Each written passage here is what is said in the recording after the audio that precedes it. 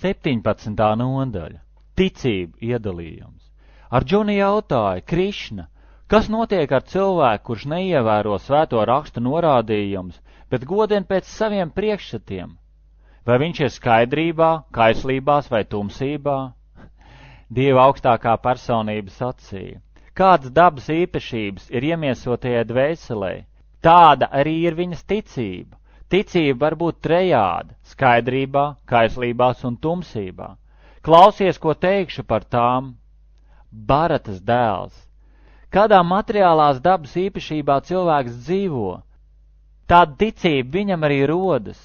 Dzīvās būtnes ticība nosaka pēc īpašībām, kādas viņi ieguvusi. Skaidrie godina padievus, kaislīgie godina dēmonus, bet tumsoņi godina garus un spokus.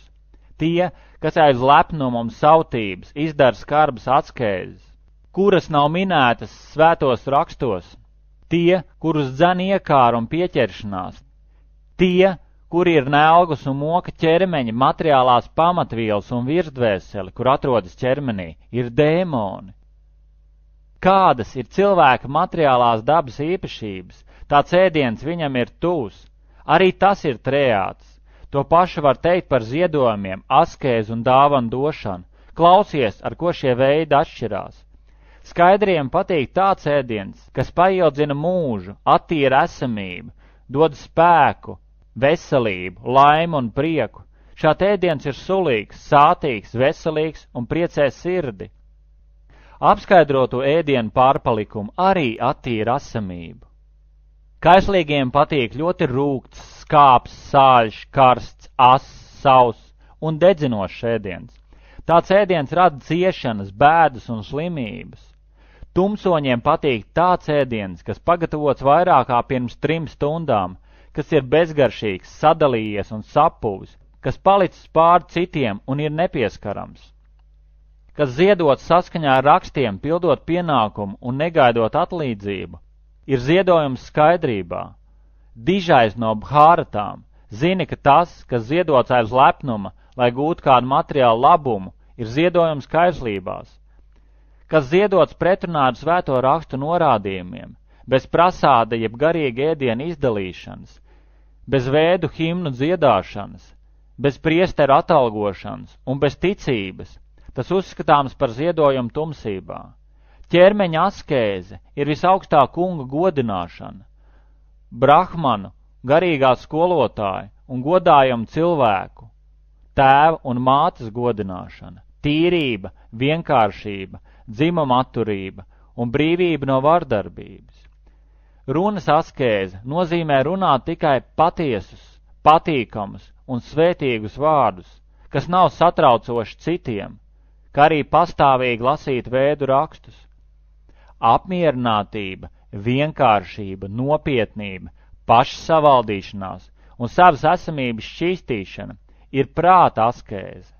Šo 3 veidu askēzes, ko cilvēki veic pārpasaulīgā ticībā, brīvi no materiāla labuma vēlmēm un veltot visu visaugstajam, sauc par askēzēm skaidrībā.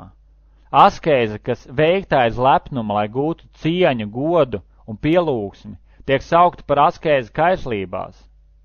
Tā nav noturīga un ir pārējoša. Askēze, kas izdarīta aiz muļķības, mogot sevi vai ievainojot un nogalinot citus, tiek saukta par askēzi tumsībā. Dāvana, kas dota kā pienākums, bez sautīguma, īstajā laikā un vietā, īstajam cilvēkam, uzskatām par dāvanu skaidrībā. Bet dāvana, kas dota ar savtīgu nolūku, lai iegūtu kaut ko, vai kas dota nelabprāt, ir dāvana kaislībās.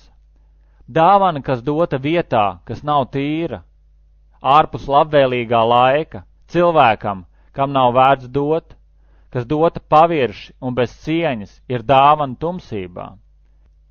Uz augstāko absolūto patiesību no laika gala norādīja ar 3 vārdiem – Om, Tat, Sat.